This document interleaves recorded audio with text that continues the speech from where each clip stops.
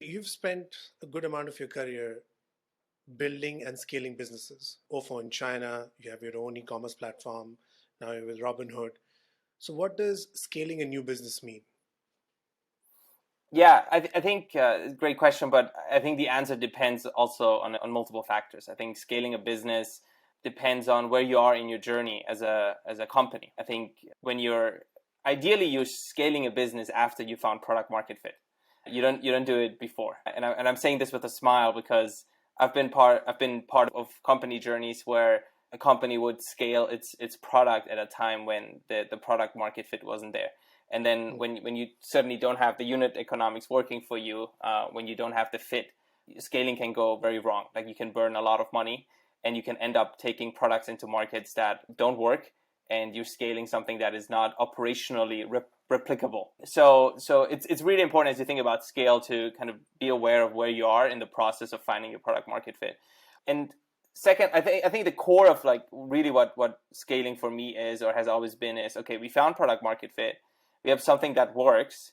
Now, how can we replicate it as quickly as possible, as as numerously as possible, but doing so while we're still learning?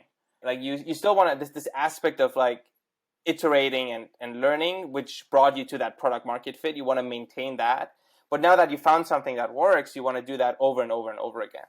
So it's really about setting the stage to enable and support growth in your company, and having that growth, when you think about it organizationally, like really reducing all the barriers for that growth. And that is an exercise of bringing together planning and funding, and having the systems and the staffing and the processes, the technology, the partners, and so on and so forth. So it's a multiple pieces that really need to fall into place. I think another way to, by the way, of thinking about scale is, and scale and growth are very often used interchangeably. The difference I see very much is, if you think of growth, like almost a dictionary definition is, you add a resource and you get like more output. Like there's almost like a linear relationship between input and output. I think what you want to achieve with growth, with scale, is where like you can grow faster without necessarily having to linearly increase your input resources. Like you actually have an exponential type of growth behind it.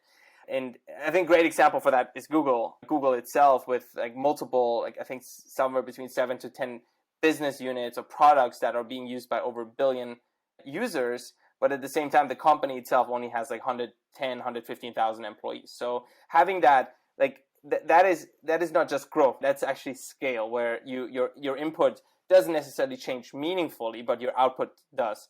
And that's often like an outcome of improving between the funding that goes in and the headcount that goes in and the output that you have, like all the stuff in between. The very much also intangible stuff in between, the processes, the culture, the mindset of individuals, and so on and so forth. True. And I think you touched upon a great point. One of my previous guests had mentioned the assessment of a product market fit is when people are coming to you to get your products, and you are selling off the shelf. You don't have to go to anybody to sell your product or your service. So the Yeah. way to assess that you have product market fit is when people are coming to you.